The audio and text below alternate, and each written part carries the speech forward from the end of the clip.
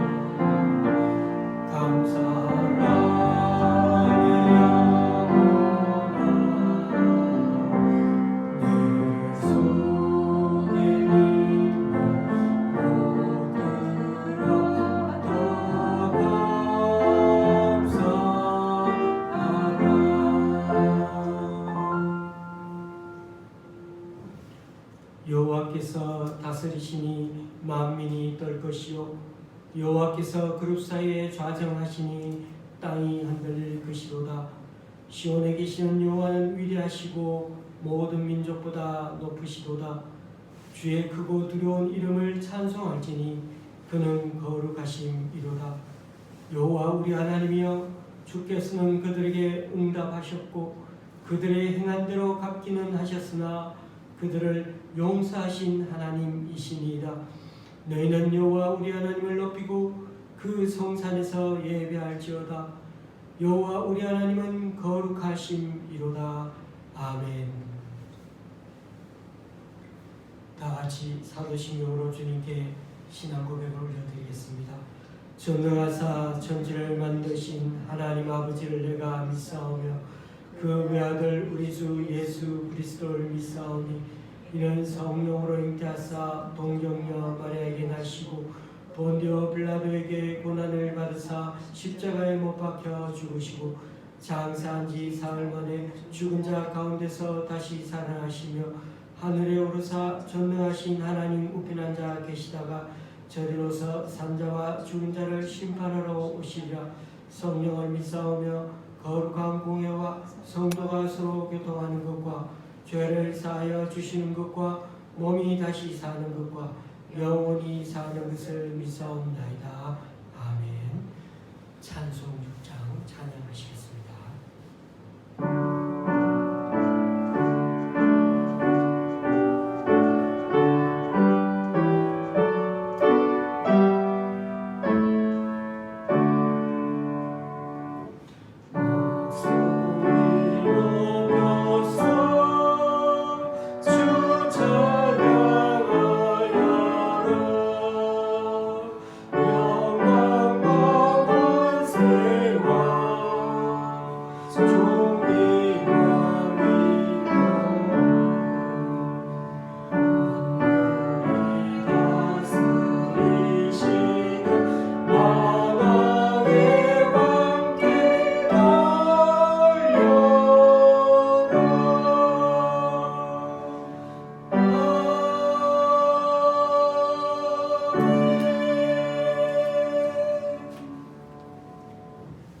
교동문 20분을 다 함께 교독하시겠습니다. 교동문 20분을 다 함께 한 목소리로 읽도록 하시겠습니다.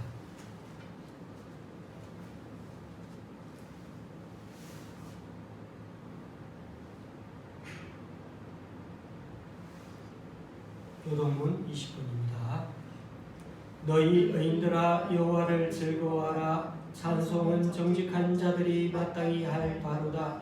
수금으로 여호와께 감사하고 열줄 비파로 찬송할지어다. 새 노래로 그를 노래하며 즐거운 소리로 아름답게 연주할지어다. 여호와의 말씀은 정직하며 그가 행하시는 일은 다 진실하시도다. 그는 공의와 정의를 사랑하시며 세상에는 여호와의 인자심이 충만하도다. 여호와의 말씀으로 하늘이 지음이 되었으며 그 만상을 그의 입 가운으로 이루었도다. 그가 바닷물을 모아 무더기같이 쌓으시며 깊은 물을 곳간에 두시도다. 온 땅은 여호와를 두려워하며 세상의 모든 거민들은 그를 경외할지어다. 아멘. 찬송가 570장입니다.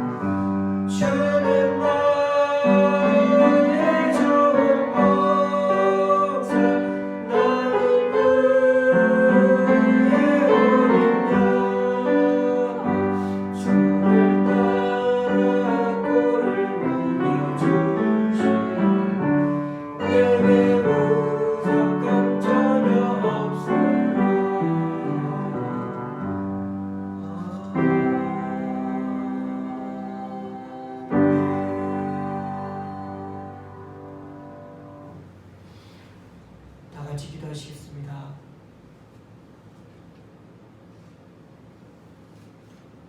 주님, 오늘도 죄인인 우리들이 이 자리에 나왔습니다. 주님의 자비와 긍휼을 덧입을 수 있도록 우리 내면을 있는 그대로 정직하게 주님께 내려놓는 이 시간 되게 하여 주옵소서. 코로나 사태로 벌써 1년을 맞이해 가고 있습니다. 우리들 인내가 바닥이어서 사람들이 벌써 커피점에도 또 마트에도 여러 모임 장소에 차고 넘치는 가운데 있습니다. 이럴 때일수록 조심하면서 서로를 배려하여 마스크와 손 씻는 일 등 가장 기본적인 것부터 지켜나가는 국민의식이 되게 하여 주옵소서. 4월 보궐선거가 가까울수록 정치가들이 서로 눈치 보기가 치열해집니다. 첫 출발은 대의를 갖고 정정당당히 하겠다고 했지만 당선이 되지 않으면 아무것도 아닌 것이라 여기고 갈수록 타협하고 반대를 위한 반대 전략을 취하는 것 같아 참 안타깝습니다.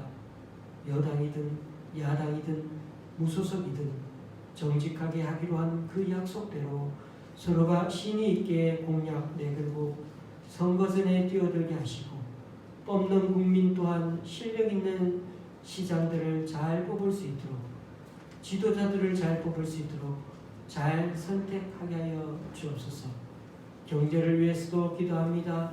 미국 대통령이 바뀌니 여러 국제 정세도 바뀌고 한미 무역, 한중 무역에도 변화가 예상됩니다. 정부와 위정자들이 정신 차려서 이미 예측한 전략 외에 더 세밀하게 준비하여 국가 간에 윈윈하는 전략들이 잘 먹혀들 수 있도록 경제통 실무자들의 기질을 잘 발휘할 수 있도록 도와주시옵소서. 이 시간 말씀을 듣습니다. 주님의 은혜가 임하도록 우리 각자에게 듣는 귀를 순종하는 마음을 허락하여 주옵소서. 예수님의 이름으로 기도드립니다. 아멘.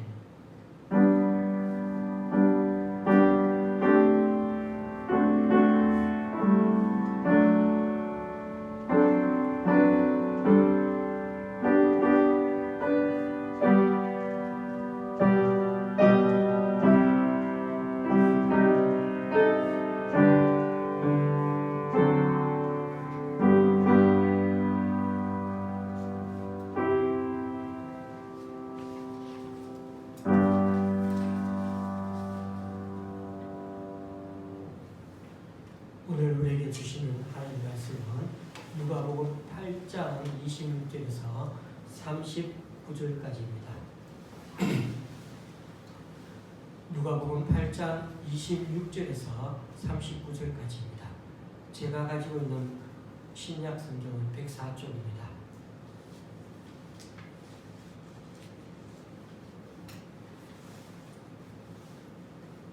누가복음 8장 26절부터 제가 대신해서 공부할 때 교우님들은 눈으로 또 마음으로 따라오시면 되겠습니다. 그들이 갈릴리 맞은편 그라사인의 땅에 이르러 예수께서 육지에 내리심에 그 도시 사람으로서 귀신 들린 자 하나가 예수를 만나니 그 사람은 오래 옷을 입지 아니하며 집에 거하지도 아니하고 무덤 사이에 거하는 자라. 예수를 보고 부르짖으며 그 앞에 엎드려 큰 소리로 불러 이르되 지극히 높으신 하나님의 아들 예수여 당신이 나와 무슨 상관이 있나이까. 당신께 구하노니 나를 괴롭게 하지 마옵소서 하니 이는 예수께서 이미 더러운 귀신을 멸하사 그 사람에게서 나오라 하셨음이라. 귀신이 가끔 그 사람을 붙잡음으로 그를 쇠사슬과 고랑에 매어 지켰으되 그 맨 것을 끊고 귀신에게 물려 광야로 나갔더라. 예수께서 내 이름이 무엇이냐 물으신즉 이르되 분대라 하니 이는 많은 귀신이 들렸음이라. 무저갱으로 들어가라 하지 마시기를 강구하더니 마침 그곳에 많은 돼지떼가 산에서 먹고 있는지라. 귀신들이 그 돼지에게로 들어가게 허락하심을 강구하니 이에 허락하시니 귀신들이 그 사람에게서 나와 돼지에게로 들어가니 그 떼가 비탈로 내리달아 호수에 들어가 몰사하거늘 치던 자들이 그 이루어진 일을 보고 도망하여 성내와 마을에 알리니 사람들이 그 이루어진 일을 보러 나와서 예수께 이르러 귀신 나간 사람이 옷을 입고 정신이 온전하여 예수의 발치에 앉아있는 것을 보고 두려워하거늘 귀신 들렸던 자가 어떻게 구원받았는지를 본 자들이 그들에게 이르매 그라사인의 땅 근방 모든 백성이 크게 두려워하여 예수께 떠나가시기를 구하더라. 예수께서 배에 올라 돌아가시세 귀신 나간 사람이 함께 있기를 구하였으나 예수께서 그를 보내시며 이르시되 집으로 돌아가 하나님이 내게 어떻게 큰 일을 행하셨는지를 말하라 하시니 그가 가서 예수께서 자기에게 어떻게 큰 일을 행하셨는지를 온 성내에 전파하니라. 아멘.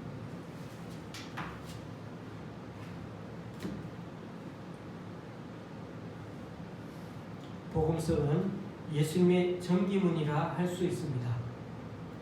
그런데 예수님과 관련하여 같은 내용이지만 누가 썼느냐에 따라 다른 시각을 복음서마다 느낄 수 있습니다.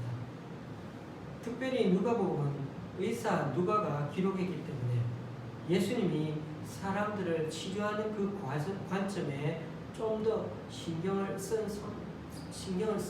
그런 흔적을 볼 수가 있습니다. 또 한 가지는 당시 여성들과 약자들에게 더 잘 다가가는 그런 예수님을 잘 묘사해주고 있습니다. 지난 화요일 큐티 본문에서는 죽은 아들의 관을 따라 성을 나오고 있는 그런 과부를 보고는 그냥 지나치지 않고 가까이 가서 관에다 손을 대면서 울지 말라고 위로해 주시는 장면이 나오지 않습니까? 그러자 예수님의 그 모습을 보고는 누군가가 외쳤습니다. 하나님께서 자기 백성을 돌보십니다. 당시 힘 있는 자들은 어떻게 하면 서민들의 등골을 빼먹을까 궁리하고 있는데 누구보다 힘과 능력 많은 예수님은 오히려 백성들을 돌보는데 온 힘을 다 쏟으셨습니다. 그래서 이런 자애스러운 모습이 왕이 하나님이 자기 백성을 불쌍히 여겨주시는 장면으로 보였던 것입니다. 서름당하고 힘다는 이들에게는 이런 모습의 위로를 받고 또 마치 자기 일인 양 함께 감동하게 되는 것입니다. 목요일에는 사회적으로 죄인 취급받던 여인이 갑자기 제 발로 바리새인의 집을 들어왔습니다. 아마 행실이 좋지 못하다고 그렇게 지탄받던 여인이었을 가능성이 많은데 그래서 바리새인의 집에는 얼씬거리지도 못했을 텐데 근데 불쑥 찾아온 것입니다. 비록 다른 사람은 상관 안 하고 오직 예수님만을 보러 왔겠지만 예수님이 아닌 수많은 사람들의 따가운 눈초리와 비난을 기도하고서 그렇게 예수님을 찾아왔다는 게 저는 참 대단한 용기라고 생각합니다. 7장 38절에 보면 누가의 묘사가 아주 뛰어납니다. 예수의 뒤로 그 발 곁에 서서 울며 눈물로 그 발을 적시고 자기 머리털로 닦고 그 발에 입 맞추고 향유를 부으며 감히 예수님 앞에는 나서지도 못하고 말 한마디도 하지 못하고 그저 울면서 눈물로 발을 적시고 자신의 긴 머리카락으로 예수님의 먼지 범벅이 된 발을 닦아줍니다. 그리고는 발에다 입을 맞추고 향유 옥합까지 깨뜨려 발에다 부어드립니다. 시커먼 속마음을 숨기고 있는 사람들 눈에는 이 여인의 태도가 마치 남자를 유혹하는 장면처럼 그렇게 보였는지 몰라도 예수님만은 많은 죄를 사함받고 감격해하는 그 여인의 마음을 헤아리고 계셨던 것입니다. 너무나 많이 탕감받은 인생이라 그게 감사해서 앞뒤 가리지 않고 내게 있는 가장 소중한 것을 들고 지금 당장 주님을 만나러 온 이 여인이야말로 주님 보시기에 주님의 사랑에 목말라하는 사람이 아니었겠습니까? 그에 비해 사람을 그냥 눈에 보이는 대로 쉽게 판단하고 입에 나오는 말을 제어할 생각은 않고 그냥 내지르고 무책임하게 쏘아대는 우리네 모습은 갈수록 주님의 사랑과는 관계없이 점점 메말라가고 있는 것은 아닐까요? 여러분, 이런 분이 바로 우리 예수님이십니다. 얼마나 마음이 따뜻한 분이십니까? 그래서 그런지 8장 2절 3절에 이렇게 기록되어 있습니다. 또한 악귀를 쫓아내심과 병고침을 받은 어떤 여자들 곧 7 귀신이 나간 자 막달라인이라 하는 마리아와 헤롯의 청지기 구사의 아내 요한나와 수산나와 다른 여러 여자가 함께하여 자기들의 소유로 그들을 섬기더라. 예수님을 따라다니며 먹고 자고 하는 그 남정네 12명 제자들도 있었지만 비록 여성들이라 남자들과 같이 다니면 오해받을 수 있으니까 뒤에서 몰래 물심양면으로 후원하고 섬기던 사람들이 있었는데 그들 모두 여성들이었습니다. 예수님이 유독 여성 편력이 있어서도 아니고 또 꽃미남 총각에서 인기가 많았던 게 아니라 그 누구보다 아픈 사연이 많았던 부류의 그 사람들이 그 당시 여인들이었기 때문입니다. 그런데 오늘은 예수님을 만난 사람이 여자가 아니라 남자입니다. 예수님은 일부러 그 사람을 만나러 가고 있습니다. 어제 우리는 광풍을 뚫고 호수 반대편으로 건너가는 예수님과 12제자의 모습을 보았습니다. 예수님이 우리 인생의 배에 함께 타고 계셔도 그래도 광풍이 불어 닥치고 배에 물이 들어오고 엄청 멀미하고 오바이트도 하고 또 아무리 노를 젓는데도 꿈쩍이지 않는 게 이제 여기서 죽고 마는구나 느낄 정도로 그렇게 힘들고 어려운 때도 있는 것이 우리네 인생입니다. 그런데 그래도 가장 위험천만한 순간에도 하나님은 떠나시고 안 보이셨던 것이 아니라 늘 우리와 함께 계시다는 걸 우리는 그렇게 이 갈릴리 호수에서 또 한 수 배우게 되는 것입니다. 그렇게 힘겹게 해서 갈릴리 맞은편에 왔는데 있는 것은 잠시이고 37절에 보면 예수님이 또다시 배를 타셨고 40절에 결국 갈릴리로 돌아오셨습니다. 이처럼 예수님은 잠시 그라사인이라는 지역을 들렀다 오신 게 됩니다. 예수님은 뭐가 그리 바쁘신지 파도가 넘실거리는 중에도 이렇게까지 빨리 오셔야 했던 걸까요? 저라면 그 다음 날 좋은 날씨에 왔을 텐데 그리고 잠시 머물기는 다시 갈릴리 지방 쪽으로 배 타고 가시는 그 모습이 참으로 이해가 되지 않습니다. 어쨌든 예수님은 가장 중요한 볼일 때문에 총각을 다투는 일로 갈릴리 호수 맞은편에서 지금 와 있습니다. 그런데 이곳은 데가폴리라고 부르는 곳인데 분위기가 갈릴리 지역과는 사뭇 다릅니다. 데카메론이라는 유명한 책이 있지 않습니까? 그때 데카가 10이라는 거죠. 그래서 데카메론은 번역하면 10일간의 이야기라는 뜻입니다. 데가폴리도 데카폴리스, 즉 10개의 도시라고 해서 그리스의 알렉산드로스 대왕이 식민지화한 그런 도시인데 갈릴리 맞은편은 그리스 풍이 강한 이국적인 도시 10개가 있는 그런 곳이었습니다. 그런 점에서 이방 땅이라 해도 무방한 그런 곳에서 주님의 자비와 은혜가 필요하지 않은 것은 아니었습니다. 우리 주님은 자비의 손길이 필요한 곳이면 어디라도 가셔서 구원의 은총을 베푸시는 분이셨습니다. 예수님은 거기서 귀신 들린 사람을 만나셨습니다.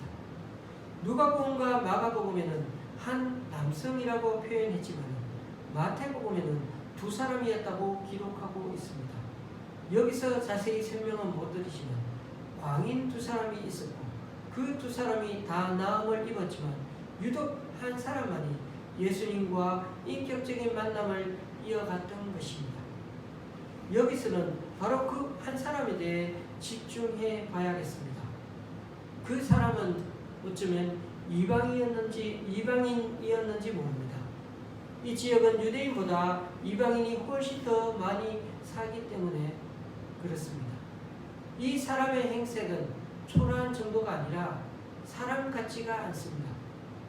벌거벗은 상태이고 무덤에서만 쭉 지내던 사람이었습니다. 그런데 사람들이 이 사람을 붙잡아두려고 쇠사슬에 묶어놓았는데 괴력을 발휘해 끊어버리고 활개치며 이렇게 다니고 있는 것입니다. 이런 모습의 사람을 상상해 보는 것만으로도 별로 유쾌하지 않는 것 같습니다.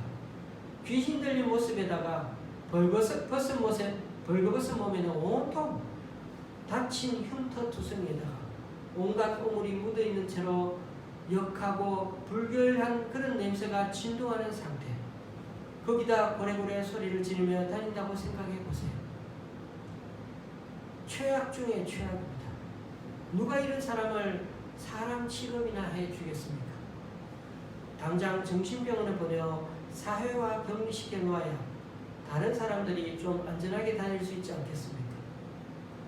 여러분, 우리들이 사는 사회에도 이 정도는 아니어도 일반 사회인들로부터 소외당한 채 살아가는 사람들이 참 생각보다 참 많습니다.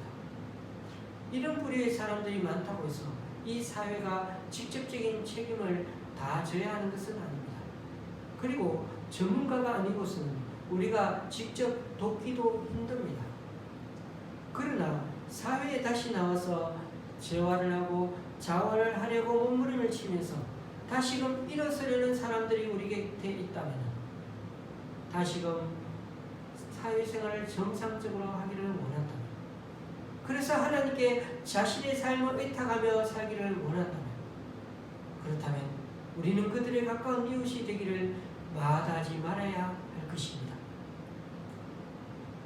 왜냐하면 우리의 모범 되시는 주님은 일부러 광풍을 뚫고서라도 이 한 사람 도와주려고 거기까지 갔다 왔는데, 이런 사람은 조금만 도와주면 다시금 일어설 가능성이 많기 때문입니다.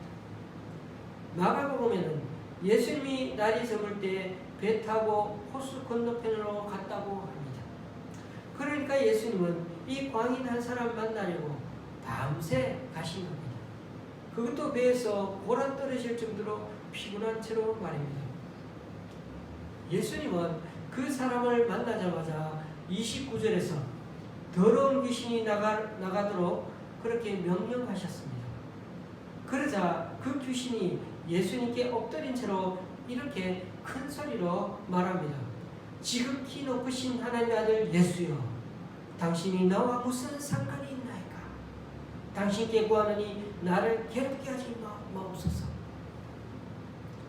이 귀신이 상당히 세게 센 모양입니다. 예수님께서 명령했는데도 버티는 걸 보면, 그래서 이름을 물었습니다. 그래서 군대라고 대답했습니다. 귀신도 이름이 있는지 모르겠는데 말대로라면 군대 귀신이라는 건데 몇 마리인지는 모르지만 돼지 2,000마리가 몰살한 걸 보면 엄청 많습니다. 그러니 힘이 셀 수밖에요. 그런 점에서 군대 귀신은 한 사람의 삶을 철저히 짓이겼습니다. 이 사람은 귀신 때문에 인간의 존엄성을 잃었고 가족과 이웃에게서 철저히 소외된 채 살아야 했습니다. 이렇게 사람의 인격과 사람다운 삶을 짓밟아버린 존재가 바로 사탄의 소행입니다. 우리 사회의 어두운 곳에서 사람을 착취하고 학대하는 기본적인 인권을 유린하는 곳이 있다면 그것 또한 사탄의 세상, 곧 지옥입니다. 예수님은 내 이름이 무엇이냐고 물으셨습니다. 그러자 그 사람 속에 들어있던 귀신이 대답했습니다. 그러나 주님은 이제 그 사람에게서 귀신의 존재를 내쫓으시면서 이제는 귀신 들린 놈, 미친 놈, 그런 호칭을 들을 필요 없이 이 사람의 본래 이름, 부모님이 지어주신 그 이름을 되찾아주기를 원하셨던 것입니다. 최근에 기사에 보니 한 여인이 자신의 혼외 자식인 딸을 8살이 될 동안 출생신고를 하지 않아서 학교도 한번 못 가고 주민등록 이름도 없이 결국 엄마한테 죽임을 당했다는 참 안타까운 기사를 접해보았습니다. 거기다 설상가상으로 그 딸이 죽은지도 모르고 있다가 일주일 후에 그 소식을 듣고 친부 또한 그 마음이 미어져서 결국 아이 따라 죽음을 선택했다고 합니다. 여러분, 이런 걸 보면 사람 이름 석자가 그렇게 중요합니다. 아빠가 아이 이름을 못 부르고 죽으니까 그게 그렇게 서러운 겁니다. 그런 면에서 오늘 여러분 누군가가 저와 여러분의 이름을 자주 불러준다면 그 사람은 그나마 행복한 사람입니다. 춘천에는 저희 노회 소속의 교회가 있습니다. 몇 년 전에 그 교회 원로 목사님이 되신 분이 있는데 그분은 늘 아내 이름을 모든 사람들 앞에 부르며 다닙니다. 김영애, 김영애.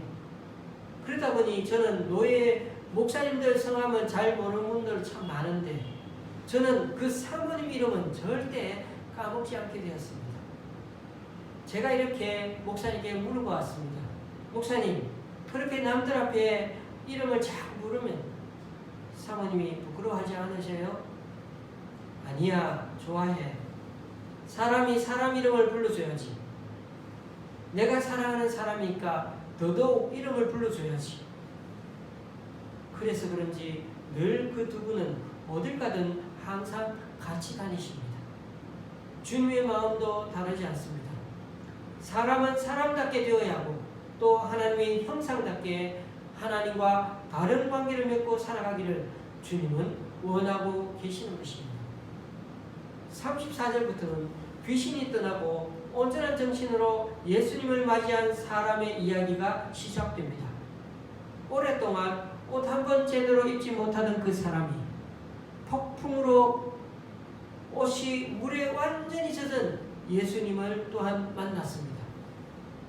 둘 다 행색은 초라하지만 그러나 두 사람은 이제 말이 통하는 사이가 되었습니다.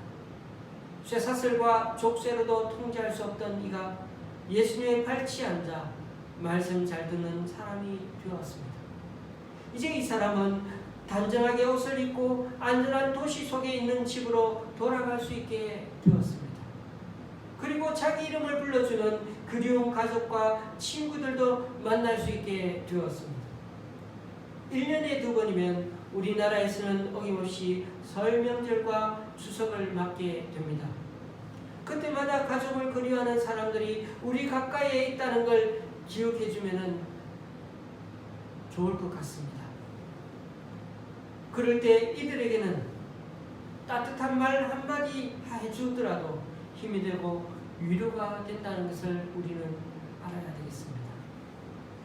그렇습니다. 교우님들, 우리가 하는 일이 다름 아니라 비정상적인 삶을 살아가는 사람들은 하나님의 집으로 돌려보내는 일입니다. 그러니까 하나님께 멀리 떠나있던 사람들을 하나님의 형상답게 그 삶을 회복하도록 돕는 일인 것입니다. 비록 사회생활은 정상적으로 하는데도 하나님과 여전히 멀어져 있고 여전히 죄의 영향력에 억눌려 사는 그런 사람들 말입니다. 예수님을 만난 이 사람도 도시에 살던 사람이었습니다. 8장에만 해도 도시라는 말이 참 많이 나옵니다.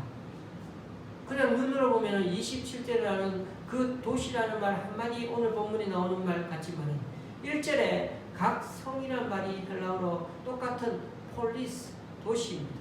4절에 각 동네라는 말도 34절에 성내라는 말도 번역은 다양하게 되어 있지만 모두 동일하게 27절의 도시라는 말 폴리스와 같은 단어입니다.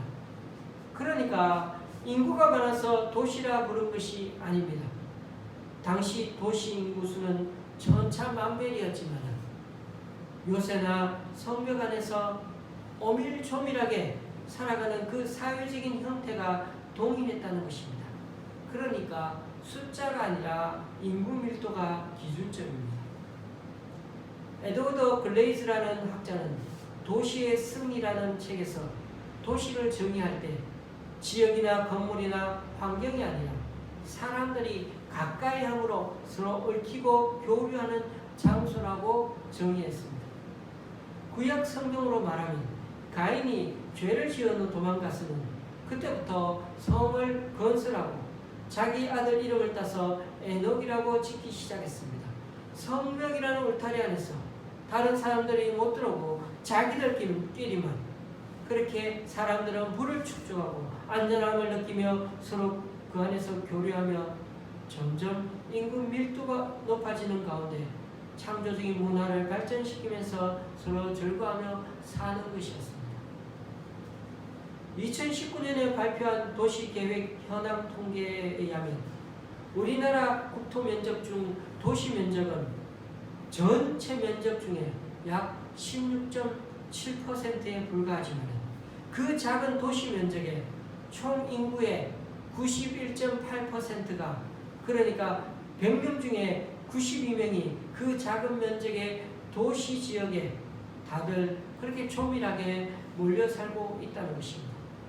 그리고 여기에 포함되지 않는 100명 중에 8명 정도의 8명 정도의 사람들도 대부분은 도시에 있는 은행, 병원, 인터넷 서비스 등등 그런 것들에 다 도시 문화에 의존하며 살아가고 있다는 것입니다. 그러니 오늘날 도시의 영향력을 절대 무시할 수 없는 시대가 지금 이 시대요. 도시로부터 도저히 벗어날 방법이 없어 보입니다. 그런 점에서 우리가 도시를 벗어나자는 것이 아니라 도심 속에 살면서도 하나님의 형상을 닮은 하나님의 작품답게 살아가는 것이 더 중요하다는 것입니다. 예수님도 사람을 소외시키는 도시 지역을 벗어나 사셨던 것이 아니라 늘 도시 속에서 생명을 살리는 일을 하며 사셨던 것입니다. 저와 여러분이 앞으로도 이 사람을 살리는 일을 해 나가야 할 것입니다. 39절 말씀. 집으로 돌아가 하나님이 내게 어떻게 큰 일을 행하셨는지를 말하라 하시니 그가 가서 예수께서 자기에게 어떻게 큰 일을 행하셨는지를 온 성내에 전파하니라. 저는 20대 초반에 예수님을 인격적으로 영접하였습니다. 그 전에 교회를 안 다닌 게 아니라 설교 말씀도 잘 듣고 주님께 기도도 많이 했습니다. 그러나 하나님을 내 인생의 주인으로 삼고 그분을 위해 살려고 마음먹은 게 바로 그때부터였습니다. 대학교를 다니면서도 후배들에게 성경 공부를 가르쳤고 상담도 하면서 그들을 돌봐주었습니다. 그 마음이 너무나 커지고 강렬해져서 신학교에 가게 되었고 결국 목회의 길로 들어서게 되었습니다. 두 아이가 초등학교에 다니기 시작하자 집에 가훈이 무엇인지를 조사해 오라는 것이었습니다. 예전에 어릴 때 저희 집에 가화만사성이라고 적힌 액자가 걸려있는 걸 그런 기억은 나는데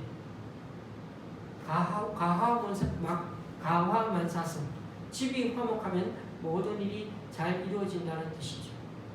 이게 저희 집에 가훈인가 그런 생각은 해봤지만은 저희 아버지가 저에게 얘기해 주신 적은 없습니다. 그래서 이참에 가훈을 만들었습니다. 생명사랑이라. 생명사랑. 그러자 우리 아이들이 묻습니다. 아빠, 생명사랑이 뭐야? 사람을 사랑하는 거야? 아니면 모든 생명체를 다 사랑하는 거야? 사람을 사랑하는 거야. 하나님이 우리를 사랑하듯이 우리도 사람 살리는 일을 하며 살자는 거야. 이렇게 아이들 학교 숙제 해주다가 졸지에 저희 집 가훈을 만들게 되었던 겁니다. 그리고 가훈을 넘어 우리들 인생의 모토가 바로 생명을 사랑하며 살자는 것입니다. 예수님은 귀신 들렸던 사람이 다 나음을 입고는 이제 예수님을 따라다니려고 했지만은 예수님은 그를 그의 집에 돌려보내면서 그 도시에 그 마을에 남아 산 증인이 되기를 원하셨습니다. 그는 사탄의 세력 아래에서 여전히 사랑보다 돈을 중시하는 세계관에 갇혀있는 동네 사람들에게 예수님이 보여주신 그 새로운 삶의 방식을 알려주면서 하나님 나라를 전파하는 사람이 되었습니다. 무정하고 잔혹한 세상이 전부인 줄 알고 사는 사람들에게 이제는 나를 건져내신 예수님을 그들에게 전하며 그렇게 살아가게 되었던 것입니다. 그런데 여러분, 세상은 참 냉정합니다. 그라사 주민들은 귀신 들렸던 사람이 제정신을 회복하고 돌아다니는 것을 보고는 기뻐하기는커녕 예수님께 떠나달라고 요청했습니다. 물론 이해는 됩니다. 대지를 다 잃은 데다가 여차하면 또 다른 사람들 살려주다가 추가적으로 금전적인 손해를 입을 수도 있으니까요. 그러나 우리가 인간다운 모습으로 회복되면 반드시 이 길을 선택해야 합니다. 사람보다 재산을 더 중시하면 사람을 가장 중요하게 여기시는 그 예수님과 함께할 수 없다는 사실을 알아야 합니다. 하나님 나라에서는 사람의 생명과 존엄성이 돈보다 경제 가치보다 더 중시된다는 점 말입니다. 이것만큼은 절대 양보할 수도 타협할 수도 없는 가치 기준입니다. 한마디로 돈 안 되니까 예수님은 떠나달라는 것입니다. 경제적인 손실이 너무 크니까 예수님은 여기 있으면 안 된다는 것입니다. 여러분, 예수님과 제자들은 젖은 옷 말릴 새도 없이 또 피곤한 몸 잠시 눈 붙이지도 못하고 다시금 젖은 채로 묶여있는 그 배 위로 터벅터벅 올라타야만 했습니다. 수천 마리의 돼지떼가 지금 물 위에 둥둥 떠 있는 것을 보면서 예수님은 쓸쓸히 배를 타고 건너편으로 건너가셨습니다. 사랑하는 교우님들, 밤길에 할머니 리어카 끌어준 것만 해도 선행이라고 매스컴에 인터뷰하는 세상인데도 또 고속도로 휴게소에서 의식이라 쓰러진 운전기사를 도와주었다고 의인상을 받는 정도인데 우리 예수님은 한 사람의 인생을 제자리로 되돌려 주려고 자신의 인생과 자신의 피와 살을 내주시고 심지어 온 인류를 위해 하나님의 본체를 버리고 사람이 되어 오신 것이 얼마나 엄청난 일인가를 우리는 너무나 잊어버릴 때가 많지 않습니까? 예수님의 가치관으로서는 사람을 살리고 사람답게 인생을 살아가는 게 바로 하나님의 일이요 큰 일이라는 것입니다. 그래서 우리 또한 39절에서 예수께서 우리에게 어떻게 큰 일을 행하셨는지를 증거하며 사는 그 산종인이 되어야 한다는 것입니다. 한 가지만 더 말씀드리겠습니다. 여러분, 악령에 사로잡힌 사람을 보신 적 있습니까? 악령에 사로잡힌 사람은 성령에 지배받는 사람의 반대를 생각하시면 됩니다. 성령에 지배받는 사람은 온유한 사람입니다. 그러나 악령에 지배받는 사람은 공격적이고 거칩니다. 마태복음에 보면 이 귀신 들린 사람은 아무도 그 길로 지나가지 못하게 방해하고 막아서고 있습니다. 그런 사람에게 가까이 가면 왠지 피곤하게 하고 괴롭힙니다. 말투가 맵습니다. 그러나 성령의 지배하에 있는 사람은 온유하고 친절하고 또 분위기를 평안하게 만들면서 다가오는 사람들에게 어떻게든 도움을 주려고 애쓰는 사람입니다. 그에 비해 악령에 사로잡힌 사람은 지극히 행복하지 못합니다. 밤낮 소리치는 이유가 거기에 있습니다. 전혀 행복하지 못하기 때문에 소리치는 것입니다. 물론 성령의 사람도 큰 소리를 낼 수 있습니다. 그러나 그것은 찬양과 감격의 소리입니다. 축복과 나눔의 말일 것입니다. 내 속에 불명과 저주가 많다는 것은 성령의 지배를 덜 받고 있다는 걸 주변에 폭로하고 있는 것과 같습니다. 그래서 악령의 지배하에 사는 사람은 난폭하고 위험하고 불행한 사람입니다. 여러분, 혹 끝으로 봐서도 사탄의 지배를 받고 있는 게 확인이 보이더라도, 그러니까 귀신 들린 사람을 눈앞에 만난다 해도 결코 주눅들지 마시기 바랍니다. 담대해지십시오. 악령에 사로잡힌 존재가 제 아무리 무섭게 나오더라도 내 안에 예수님이 계시다는 걸 절대 잊지 마시기 바랍니다. 사탄은 너무 똑똑해서 우리보다 더 예수님의 존재를 잘 알아차립니다. 그래서 오히려 예수님과 우리 사이를 이간질하려 듭니다.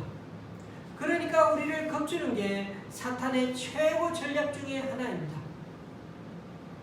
우리에게 겁만 주는 이유는 실제로는 예수님의 사람은 절대 함부로 못 건들기 때문인 것입니다.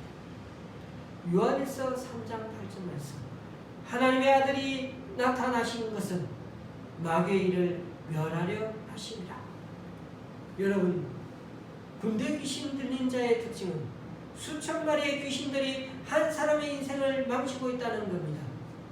무엇이든 차지하고 점령하고 잔인하고 파괴하는 그 속성을 가진 이 군대 귀신이 겉으로 봐서 아주 유약하기 짝이 없는 그 한 사람 예수님에게 철저히 굴복당하고 있는 모습을 생각해 보십시오. 31절에 보면 무주경으로 보내지 말아달라고 벌벌 떨며 애를 하고 있지 않습니까? 그런 점에서 오늘 누가는 돼지 2,000마리가 몰살되어서 지역경제에 크나큰 타격을 받았다는 걸 얘기해 주려는 것이 아닙니다. 예수님의 허락 없이는 그 난폭하고 수많은 귀신 떼조차도 꼼짝 못하더라는 것입니다. 예수님이 허락하시니까 그제야 귀신들이 돼지떼로 들어갔다는 것입니다. 그렇습니다. 그리스도의 주권 앞에 귀신도 즉각 복종했다는 사실을 기억하시기 바랍니다. 귀신들이 제 아무리 많고 강해도 예수 그리스도 우리 주님이 더욱 강한 분이심을 누가는 우리에게 명확하게 말해주고 싶었던 것입니다.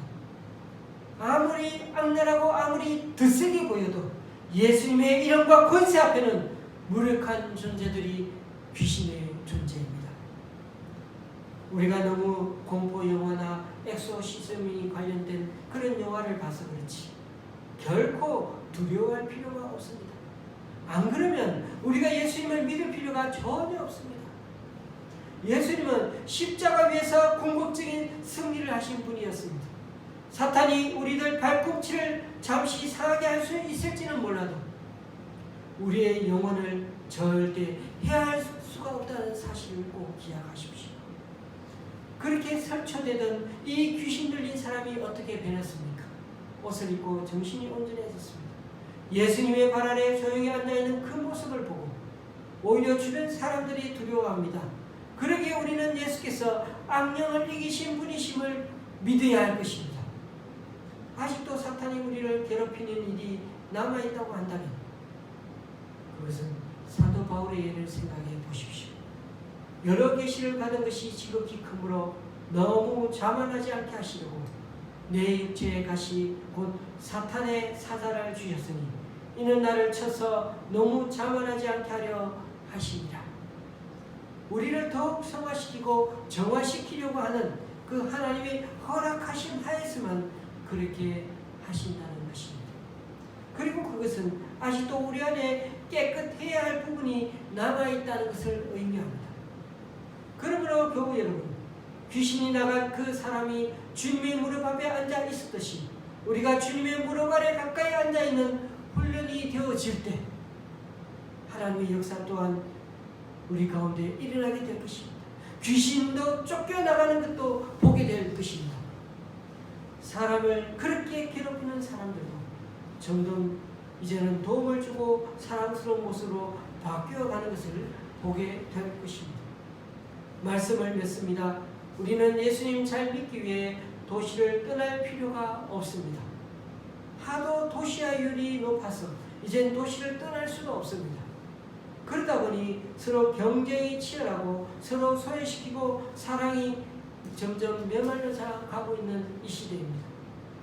가까운 사람이 아니면 약간의 문제가 생겨도 서로의 입에서 험한 말들이 튀어나오고 자신에게 유리한 입장만 반복하며 살아가는 그런 행태를 너무나 자주 보게 됩니다. 도시에 살면 참 편하고 좋은 게 많은데도 그러나 사람 간에 생기는 그 손익 문제로 앞집과 위아랫집이 원수처럼 으르렁거리며 삽니다. 저도 늘 느끼는 거지만 이렇게 평일에 아파트 주민으로 살면 내가 목사인지 아닌지, 내가 그리스도인인지 아닌지, 내가 하나님의 형상을 지닌 하나님의 멋진 그런 작품인지를 때로 잊어버리고 그렇게 살아가는 때가 많은 참 부끄러운 사람임을 보게 됩니다. 사실 우리 그리스도인은 계급장 떼고 사는 존재들이 아닙니다. 직장인은 집에 와서도 사장이나 직원인 것은 아니죠. 그러나 우리는 늘 그리스도인이라는 의식을 자랑스럽게 생각하며 살아야 하는 존재들입니다. 목사, 장로, 권사보다도 더 자랑스러운 것은 그리스도의 형상을 닮아가는 존재라는 게 우리들 삶의 행복 기준이요 가치라는 것을 잊지 말아야 할 것입니다. 그렇습니다. 우리는 주님을 따라가는 것이 참 행복이요 은혜의 삶입니다. 사탄은 앞으로 계속 그 일을 우리 앞에서 막아서겠지만 저와 여러분은 앞으로도 생명을 사랑하고 사람을 살리는 일에 우리들 인생을 걷며 살아가는 지혜로운 그리스도인들이 다 될 수 있기를 주님의 이름으로 간절히 축원합니다. 기도하시겠습니다.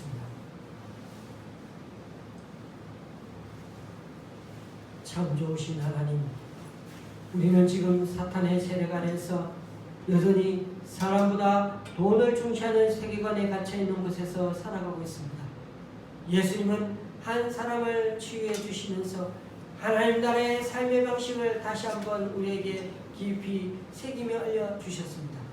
그러므로 우리 또한 무중하고 잔혹한 세상이 전부인 줄 알고 살아가는 이 땅의 사람들에게 나를 건져내신 그 예수님을 우리들 삶에서 몸으로 또 입으로 그렇게 전하며 살아가는 우리들이 되게 하여 주시옵소서. 생명 사랑, 사람을 살리고 사람답게 인생을 살아가는 게 바로 하나님의 큰 일이라는 이 의식을 우리 가슴에 깊이 새기고 코로나로 눌려있는 이 시대에도 빛으로 소금으로 살아가는 우리들 다 될 수 있도록 인도하여 주시옵소서. 예수님의 이름으로 기도드립니다. 아멘. 찬송가 278제입니다.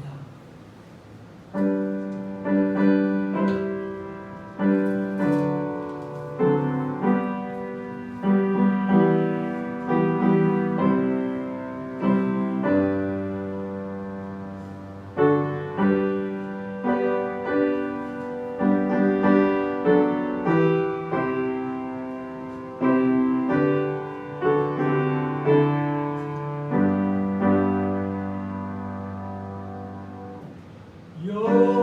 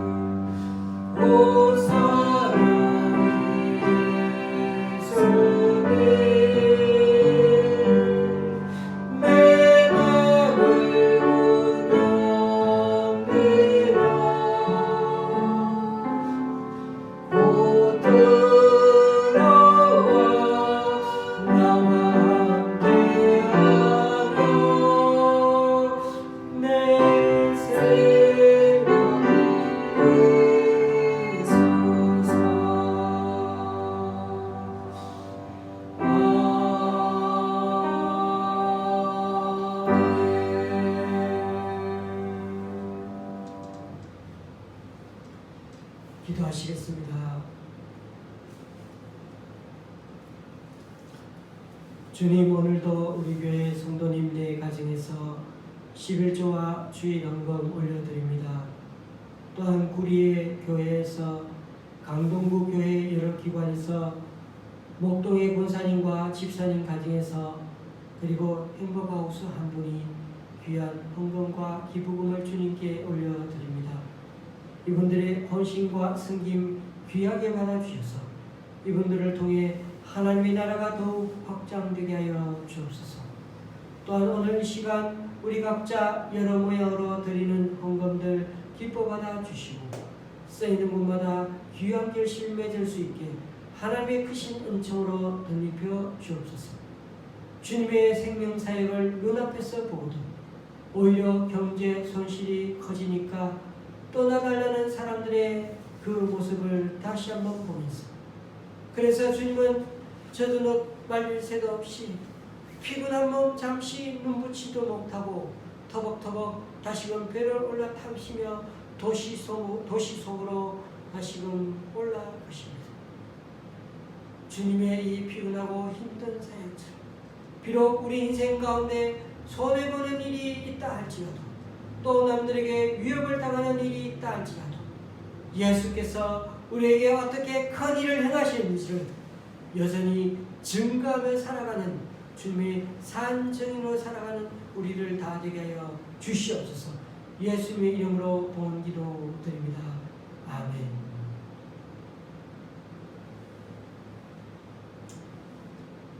코로나 확진자가 조금은 줄었지만 여전히 400명대에 머물러 있습니다. 어쨌든 마스크 잘 쓰시고 또 이렇게 면역력이 안 떨어지게 평상시 건강을 유지하며 살아가는 우리 모두가 되었으면 좋겠습니다. 카톡 알림에서도 말씀드렸지만 저희 아내가 6개월 정기 검진을 잘 마쳤습니다. 이번 주 수요일에는 뼈 스캔 검사를 하고 올 예정입니다. 위하여 기도해 주시면 감사하겠습니다. 찬송가 218장입니다. 사랑하고